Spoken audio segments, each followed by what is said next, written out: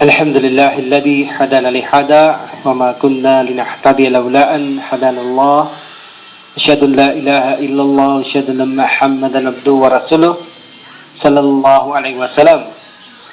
So nandito na tayo sa chapter 5 mga kapatid, kung saan tinatapik natin ang paglalarawan sa impyerno at paraiso. So natapos na tayo sa paglalarawan kung ano mayroon ang impyerno. So ilalarawan naman natin kung ano naman ang inilahan ng Allah subhanahu wa ta'ala sa paraiso para sa mga magtatagumpay. So bago natin simulan ito, dapat nating malaman na ang paraiso ay dinikha ng Allah subhanahu wa ta'ala. Ito ay walang sinumang tao ang hindi magnanais kapag ito ay kanyang narinig ang kanyang kagandahan. Ngunit ang paraiso dapat nating alalahanin gaya ng sinabi ni Jibril nang makita ulit ito ng tinitingnan ng Allah subhanahu wa ta'ala. Ito ay nakapaikot ng mga pagsubok at mga mahihirap na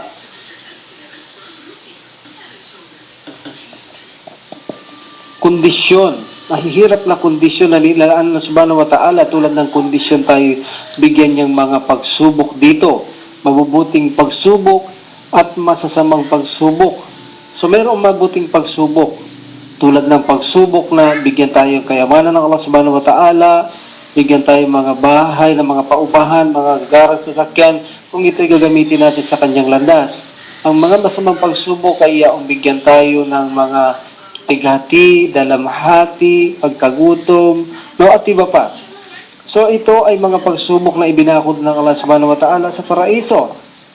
So kung atin na itong lahat na titiisin gagawin para sa Kanya, ay makakamit natin ang paraiso. So makakamit natin ang paraiso. Ngunit ang kondisyon niya para makamit natin yan ay kailangan nating magpakulong dito, sabi ng Prophet sallallahu alaihi wasallam. Anong ibig sabihin magpakulong? Ang dunya kasi ito ay kulungan ng mga mananampalatayang tunay. Sapagkat hindi ito ang tunay na buhay, ito ay pagsubok lamang. Hindi natin mararanasan dito yaong mga kasiyahang pagmakamundo. Mararanasan natin dito tunay kapag tayo na mananampalataya yaong buhay puso, mararanasan natin ang tunay na ligaya sa mundong ito sa pamamagitan ng walang makamundong bagay. Ngunit kapag tayo nasilaw sa mundong ito at hindi tayo nagpakulong sa mundong ito, ay tiyak na hindi natin makakamit ang paraiso. Kaya sabi ng Prophet sallallahu alaihi wasallam, ang mundong ito ay kulungan ng mga Muslim. Ang kanilang tahanan na tunay ay doon sa paraiso.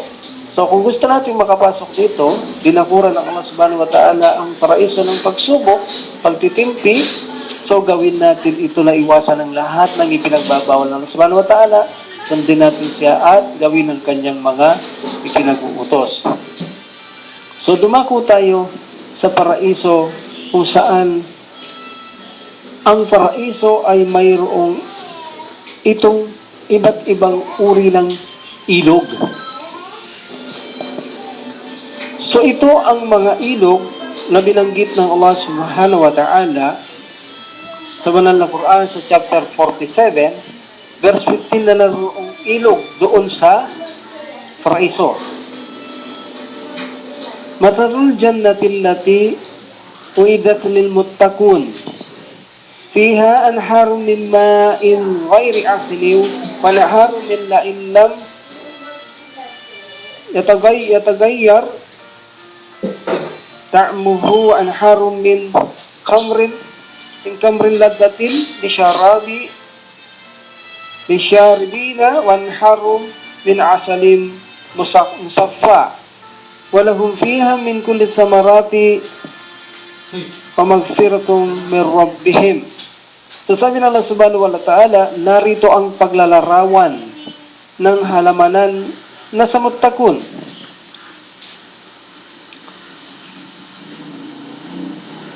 Ay ipinangako sa kanila. Narito ang mga ilog na ang tubig nito sa lasa at amoy ay hindi nagbabago. Ilog na kung saan hindi magbabago o nagmamaliw ang kasariwaan. Mga batis ng gatas. So mayroon ditong mga batis kung saan gatas na ang lasa ay hindi kailanman nagbabago. So mayroon din gatas dito na kung saan ang lasa ay hindi nagbabago. Saan ka makakakita ng ilog gatas dito sa ating kalupaan? So doon lang ito sa paraiso. Mayroon din itong batis ng alak. So mayroon din alak. Kung ipinagbawal dito ang alak, doon ay hindi na ipagbabawal ng Allah subhanahu wa ta'ala. Mayroon doon na batis pa. Hindi ka na bibili katulad dito. Maghanap buhay upang makabili pa ng ganitong bagay. Kundi doon ay batis, mga ilog ng alak na kung saan ang umiinom dito ay hindi nalalango. Ngunit masarap ito at hindi sila nagsasawa. Mayroong batis ng alak na ang linamnam ay isang kasiyahan sa mga umiinom. At mga batis na pulot-pukyutan. So mayroong mga batis na pulot-pukyutan na puro at dalisay. Ilog ito. Naririto ang lahat ng huri ng bungang kahoy at pagpapatawad mula sa kanilang mga Panginoon. So, ito ang mga batis na binanggit ng Allah subhanahu wa ta'ala sa paraiso. Mga batis ng alak, mga batis ng pulpukyutan, mga batis ng gatas, at mga batis na kung saan tubig na kailanman ay sariwang-sariwa. Ang lahat ng mga nabanggit na ito at hindi magmamaliw. Habang buhay tayo naninirahan doon, habang buhay din itong sariwa at malinamnam at masarap. Ang mga batis dito, kabilang sa mga pangalan, ang sabi ng Propeta Muhammad sallallahu alaihi wasallam, mula kay Muslim, na isinilaysay ni Abu Hurairah, na nagsabi ang Prophet Muhammad sallallahu alaihi wasallam sa mga batis dito, ang pangalan ay ang Jaihan, Euphrates, at Nile. Ang lahat ng ito ay ilog sa paraiso. So, dumako naman tayo sa mga fountain sa paradise. So, mayroon dun fountain ang paraiso. Mayroon dun mga fountain para sa kanila mga batis na magaganda. So, sabi ng Allah subhanahu wa ta'ala sa chapter 15, verse 45, Innal muttaqina fi jannatin wa uyun. Katotohanan ng mga muttaqun ay mapapasagitna ng mga halamanan at mga bukal ng batis. So, mayroon doon mga batis sa paraiso. At higit na magaganda sa mga batis dito. Sa chapter 83, Surah Al-Mutaffifin, verse 25-28, ay nabanggit ito ng Allah subhanahu wa ta'ala ang isang batis doon na kung saan isang batis na isang mataas na uri doon sa paraiso. Chapter 83, verse 25-28, sabi ng Allah subhanahu wa ta'ala, Yuskawna min rahikin maktum khitamuhu misk wa fi dhalika falyatanafasil mutanafisun wa misajuhu min tasnim ay la yasrabu bihal muqarrabun. Sabi ng Allah subhanahu wa ta'ala, dito sila ay paiinumin ng purong alak na natatakpan pa ang sisidlan. At ang huling tungga nito ay katulad ng halimuyak ng musko. At sa gayon, hayaang magpalansyahan ang sino man na naghahangat na makapunta ng kaligayahan. At ang halo nito, ang alak, ay mula sa tubig ng tasnim. Isang batis na rito ay nagsisiinom ang malalapit kay Allah subhanahu wa ta'ala. So mayroon ditong isang batis na kung tawagin ay tasnim, ay maaari pang ipanghalo dito sa alak upang higit na ito ay sumarap. Allahu Akbar. So saan tayo makakakita ng mga batis na iniihalo sa mga alak upang lalong maging masarap ang isang alak? Imagine mga kapatid, mga batis ito, hindi pabrika ito, batis ito na hindi kailangan mawawala. Mananatili doon habang buhay. Ganito ito kasarap sa paraiso. Ganun din, bilang isang bukal o batis, ay matatagpuan din natin sa chapter 76, verse 17-18, na sabi ng Allah subhanahu wa ta'ala, Yuskawna fiha ka'san kana mizajuha zanjabila aynan fiha tusamma salsabila. At sila ay dudulutan upang uminom ng kofita na ang laman ay alak na ahaluan ng zanjabil o luya. At sila ay dudulutan nito ng alak at na nahahaluan ng luya mula sa isang bukal ng tubig dito na tinatawag na salsabil. So, dito mayroon na namang bukal na tubig o batis na kung saan tinatawag na salsabil na pinanghaalo din sa alak upang lalong maging masarap. Hindi sabihin na kanya-kanya ring lasa ang alak doon. Kanya-kanyang sarap na matitikman ang isang tao roon. So, ito ay isa ring bukal o batis doon sa paraiso na inilaan ng Allah subhanahu wa ta'ala sa mga alipin niyang magtatagumpay. Mayroon din sinabi ang Allah subhanahu wa ta'ala na kung saan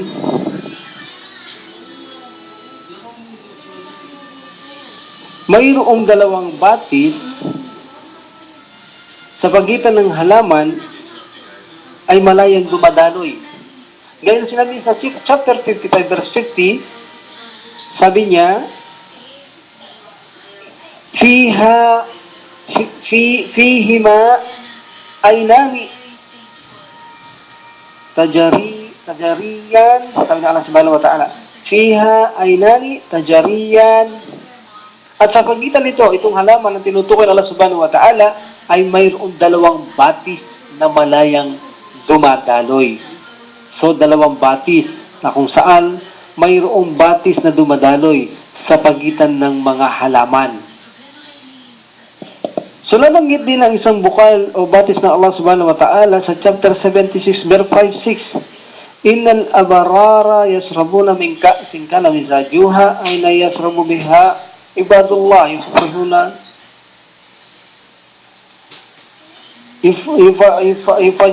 ifajirunaha tafjira. Sabi ng Allah subhanahu wa ta'ala, katotohanan sa mga matatuwid ay magsisiinom sa kupitan na ang laman nito ay alak na ilaluhan ng tubig mula sa batis na paraiso na tinatawag na kafur. Mayroon din batis na doon ay inaalo na naman sa alak na tinatawag na kafur. Isang bukal na kung saan ang mga alipin ni Allah ay masisinom na dumadaloy ng masagana at hindi magmamaliw. Ito sinasabi natin kanina. Hindi ito maubos, hindi ito magmamaliw tulad ng mga ilog dito, nagbabara, lumiliit, namamatay. Duhon, habang buhay, itong buhay at hindi nagbabago. Masagana at sariwa. So, ito ang mga ilang batis doon sa paraiso. So, mayroon ding mga halamanan, mga garden and trees sa paraiso. Mayroon ding mga puno, mga halamanan doon sa paraiso. So, ganito ang sinabi ng Allah subhanahu wa ta'ala sa chapter 78, verse 31 to 32. Inna lil muttaqina mafaza hadaika wa a'naba. Katotohanan sa mga muttaqun ang tagumpay sa paraiso na napapalibutan ng halamanan at malinamnam na ubasan. So, mayroong mga halamanan doon na kung saan napakagandang mga halaman na higit na maganda sa mga lilikha ng Allah subhanahu wa ta'ala dito na kagiliw-giliw, kaibig-ibig na hindi magmamaliw. At ganun din sinabi ng Allah subhanahu wa ta'ala, chapter 55, verse 52, Fihima min kulli fakihatin zawjan. Sabi ng Allah subhanahu wa ta'ala, Fihima min kulli fakihatin zawjan. At naroon ang lahat ng uri ng bungang kahoy sa bawat pares. So mayroong mga halaman at mga puno o bungang kahoy doon sa paraiso. Lahat ay naroon. Kung ano ang mayroon dito, ang lahat ay naroon. At higit na masarap.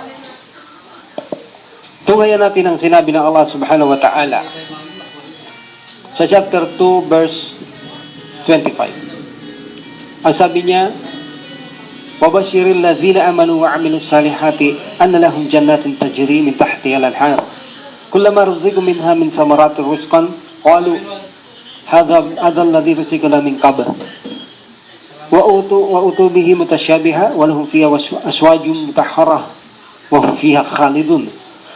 At magbigay ng magandang balita sa mga sumasampalataya at nasagawa ng kabutihan. Sa kanila ang halaman sa paraiso na sa ilalim nito ay may mga ilog na nagsisidaloy. Sa bawat sandali na sila'y pakainin ng mga bungang kahoy nito, sila'y nagsasabi, ito ang ipinagkaloob sa amin ng una pa. Ibig sabihin yung mga kinakain natin dito. At sila'y bibigyan lamang ng mga bagay na kahalin tulad. Kawangis, sahubog, datapwat, iba ang lasa. Kawangis ang mga bunga dito sa kalupaan. Ngulit ang lasa ay magkaiba. Ang lasa doon ay higit na perfect ang kanilang mga lasa. At sa kanila ang mga sawa na busilak at sila'y mananahanan dito magpakailanman. So, ang mga puno dito ay naroroon din sa paraiso. Ngulit magkakatulad ang anyo, ulit ang kanilang mga lasa ay magkakaiba. Alhamdulillah. So, anumang gusto nating mga prutas dito ay naroroon at higit silang masarap kaysa sa rito. At mananatili silang habang buhay. At mananatili ang mga bunga na ito. Hindi nawawala ang mga bunga. Katulad dito, naghihintay pa tayo ng panahon upang magbunga. Doon ay kumpul-kumpul at kaya nating abutin sa ating mga kamay ang mga bunga nito. Sa chapter 76, sabi ng Allah subhanahu wa ta'ala, verse 14, وَدَلِيَةً عَلَيْهِمْ دِلَالُهَا وَذُلِّلَتْ كُتُوفُهَا تَذْلِيلًا. Ang mga lilim ng halaman dito ay nakababa sa kanila. At ang mga kumpol na hitik ng bunga ay nakabitin ng mababa na abot kamay nila. So, abot kamay lamang natin. Kahit na nakahiga tayo ay maaari nating maabot ang mga kumpol, mga hitik na bunga ng mga bungang kahoy dito. So, hindi pa tayo mahihirapang kumuha. Katabi lang natin, kahit nakahiga, maaabot natin. Allahu Akbar. Sa isang chapter 55, at verse 68, sinabi na Allah subhanahu wa ta'ala, Fabi'ayyi ala'i rabbikuma tukadziban. Sorry. Sabi na Allah subhanahu wa ta'ala, Fihima fakihatu wa nakhlu wa ramman. Sabi na Allah subhanahu wa ta'ala, Fihima fakihatu wa nahlu wa rumman, na naroon ang mga bungang kahoy at mga bungang palmera at mga bungang granada o pomegranates. So naroon yan, sabi ng Allah subhanahu wa ta'ala, ang mga bunga ng lahat ng bungang kahoy, mga bungang palmera at bungang pomegranates ay naroon. So ang sabi ng Prophet Muhammad sallallahu alaihi wasallam, sa paraiso ay mayroong isang lilim na kung saan ang isang naglalakbay ay hindi niya kayang lakbayin ito sa loob ng 100 taon. Allahu Akbar. Ganito kalaki ang lilim ng pulong ito. So hindi niya kayang ma-across ito. He will not able to cover this distance. Sabi ng Prophet Muhammad sallallahu alaihi wasallam, mula kay Muslim, mayroong pulo daon na hindi kayang lakbayin ng malalakbay na nakasakay halimbawa ng kabayo sa loob ng 100 taon. Hindi niya kayang lakbayin ang shadow ng halaman na ito. Ito ay mula kay Muslim. At matatagpuan din natin ang verse na yan sa chapter 56, verse 30. Surah Waqiyah, verse 30. Makikita natin ang lilim na yan. Sabi ng Prophet sallallahu alaihi wasallam, kung nais ninyo ay i-recite ninyo iyan. Sabi ng Prophet Muhammad sallallahu alaihi wasallam. Sa paraiso ay mayroong mga lilim na hindi nawawala. Nanatili ang mga lilim doon magpakailanman. Sa chapter 13, verse 35, ang sabi ng Allah subhanahu wa ta'ala, sa ating naintindiang wika, ang paglalarawan sa paraiso, masarap dyan ng lahat. Ang paglalarawan sa paraiso na ipinangako o idatlil muttaqun, na ipinangako sa mga muttaqun, ay may mga ilog. Sabi na natin ang mga ilog na nagsisidaloy dito sa ibaba nito. Ang pagkain na panustos dito ay hindi mauubos. Gayon din ang lilim nito ay hindi nagbabawa, hindi nawawala, hindi nagbabago. Ito ang panghuling hantungan ng mutakun. At ang katapusan ng mga hindi sumasampalataya ay apoy. So, ang mga lilim dito ay nananatili na sariwa, nananatiling na malamig, nananatiling masarap, hindi nawawala, nananatiling nandoon nakatayo, nakatindig, hindi katulad dito lang lumilipat ang mga lilim. So doon ay mayroon ding mga lilim na kung saan napakasarap lalong magpahinga doon sa paraiso. Sa chapter 77, 77, verse 41 at 44, ang sabi ng Allah subhanahu wa ta'ala, inna lil muttaqina fi dalali wa uyun wa fawakiha mimma yastahun kulu wasrabu hani'an bima kuntum ta'malun inna kadhalika najzil muhsinin. At katotohanan sa mga matutuwid na nananampalataya kay Allah subhanahu wa ta'ala, sila ay mananahanan sa paraiso sa gitna ng mga lilim at mga bukal at mga bungang kahoy sa anumang kanilang maibigan. Anumang bungang kahoy ang ating maibigan. Sabi ng Allah subhanahu wa ta'ala ay naririto.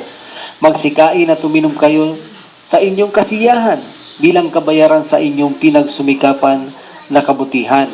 Katotohanan sa ganito namin, ginantapalahan ang mga matutuwid na mananampalataya kay Allah at magpaggawa ng kabutihan. So, mayroong mga shade doon, mga bukal at mga pulong kahoy, lahat ng gusto natin, katulad ng mga pulong kahoy, lahat ng gusto natin dito ay naroroon. At hindi magmamaliw, hindi magtatapos, wala ng katapusan mga kapatid, sapagkat hindi naman tayo mamamatay sa paraiso. Habang buhay na tayo, magpapakasarap doon sa paraiso. Inshallah, nabibilang tayo ng Allah subhanahu wa ta'ala. At ang mga shade dito o mga lilim ay napakababa sa atin, nakababa sa ating ang mga shade, nakababa. No? Tulad ng chapter 76 verse 14, wadaliyatan alayhim dilaluha. Ang lilim at ang lilim ng halamanan dito ay nakababa sa kanila.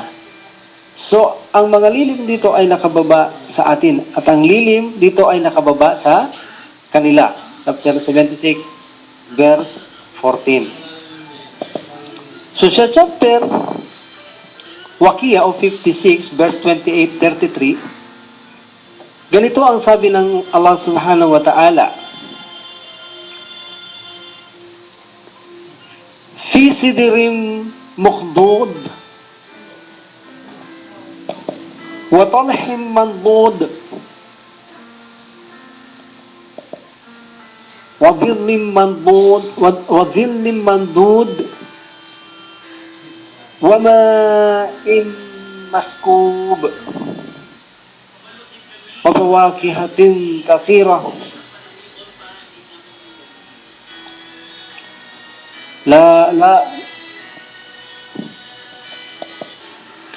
لا مقطوعة ولا ممنوعة.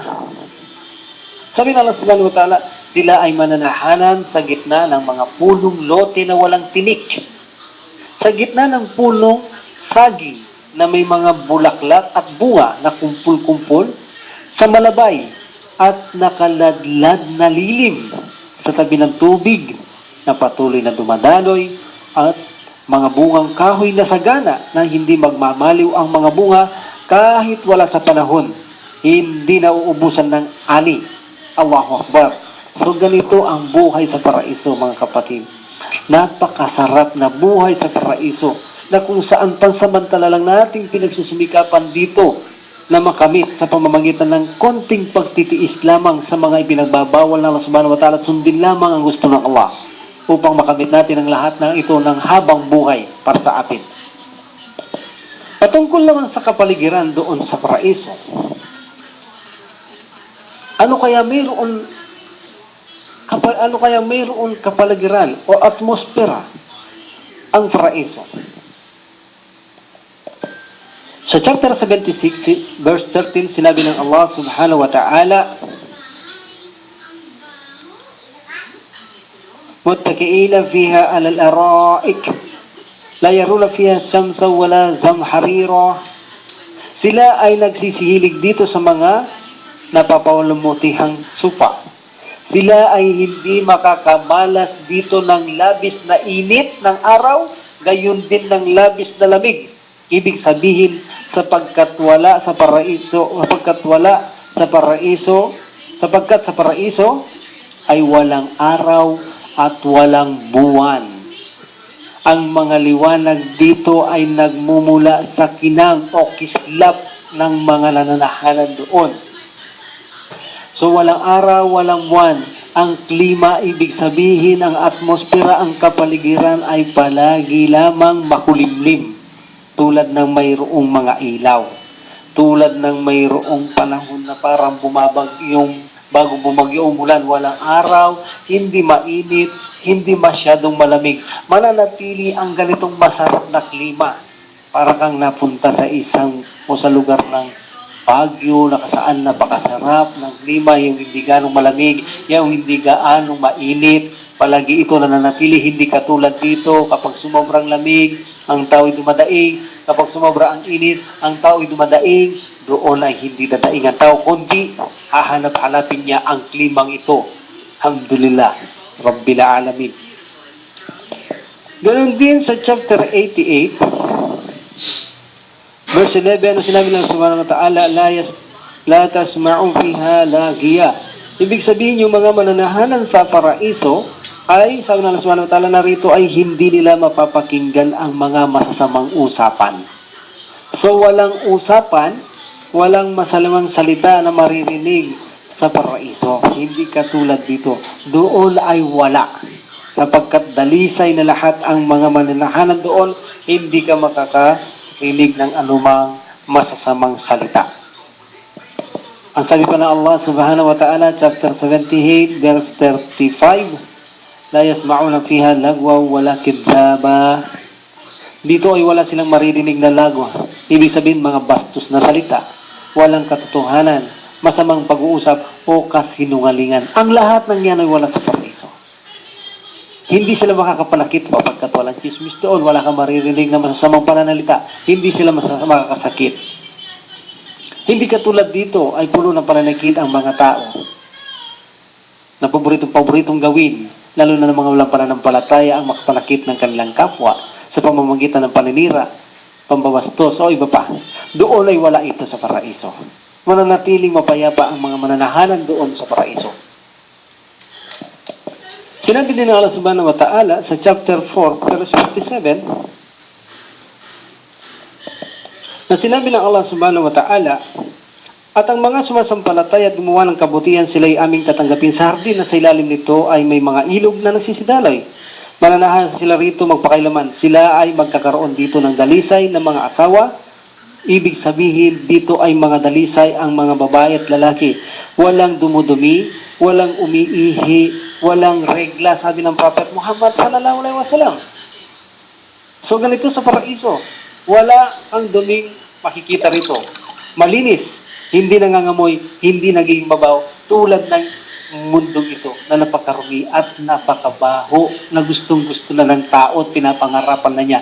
Ngunit mayroon higit na mainam dito. Ang kabilang buhay ay mananatiling sariwa, mabango at sariwa ang kanyang magiging hangin, na ito dapat ang tunay na maging tahanan natin, na pagsumikapan natin, kapag ito'y abang buhay nating magiging tiraan, mga kapatid. So sinabi rin ng Allah Subhanahu wa Ta'ala sa chapter 35, verse 34 hanggang 35, sa ating naintindihang wika, at sila ay magsasabi ng Alhamdulillah, ang lahat ng pagpuri at pasasalamat sa Allah Subhanahu wa Ta'ala na siyang nag-alis sa amin ng lahat ng kapigatihan. So dito sa paraiso ay walang pighati, sakit, dalamhati o ano paman ang mararanasan ng isang tao. Mananatili siyang mapayapa, matiwasay ang kanyang buhay. Hindi katulad ng mundong ito, napakalayo talaga ng agwat. Katotohanan ng aming Panginoon ay pinakamapagpatawad at tigit na nagbibigay pahalaga sa mabubuting gawa. Na siya, mula sa kanyang habag ay naglunsad sa amin sa tahanan na hindi magmamaliw. Ang paraiso, hindi ito magmamaliw. Rito ay walang anumang kapaguran ang sasaling sa amin. So wala na rin pagod dito. Hindi na natin kailangan maghanap buhay upang kumita ng pera kung bumili. Hindi. Dito ay magpapakaligaya lamang tayo ng habang buhay. Hindi lang tayo nawalan sa Allah Subhanahu wa Ta'ala. Magpapakaligaya lang, maglilibang, maglalaro, mag-aaliw ang isang Muslim na mananahanan dito. Siya ay magpapakaligaya lang ng buong buhay niya. Makakamit niya ang lahat ng sinasabi dito ng mga ilog. Makakamit niya ang lahat ng mga pagkain na gusto niya. Lahat ng kasarapan ay nararito. Sabi ng Prophet sallallahu alaihi wasallam, lahat ng hilingin natin, naririto lahat at ibibigay ng Allah subhanahu wa ta'ala. Ito ang buhay na ating pinaghahandaan. Kaya't galingan natin mga kamusliman upang sa ganun ay makamit natin ito at hindi tayo dumaan sa tinapik nating parusa o paglalarawan sa impyernong apoy. At dito ay walang anumang pagkapagal ng isipan ang sasalig sa amin. Hindi tayo mamomroblema. Wala tayong aalalahanin. Hindi tayo mababalisa. Payapa ang isip, payapa ang puso. Ito ang paraiso na ating hinahangad na makamit sa bawat isa. Ayon kay Anas bin Malik, kadalawanan sabi ng Prophet sallallahu alaihi wasallam, sa paraiso ay mayroong isang iskinita na kung saan ang mga mananahanan sa paraiso ay pupunta rito sa araw ng Biyernes, na kung saan ang hangin nito ay nanggagaling sa norte at ang hangin nito ay magbibigay ng dagdag kabanguan sa kanilang mga pumupunta rito. Ang kanilang mga mukha ay lalong nagiging maganda at ganun din ang kanilang mga kasuotan ay nagiging mabango. Nagdaragdag ito sa kanilang mga beauty and loveliness at magbabalik sila sa kanilang mga tahanan na kung saan nadagdagan na naman ang kanilang mga kagandahan. At ang kanyang mga pamilya nagsasabi, sumpa man sa Allah, ikaw ay lalong higit na gumanda. Pagkatapos mo kuming iwanan pansamantala o panandalian lamang.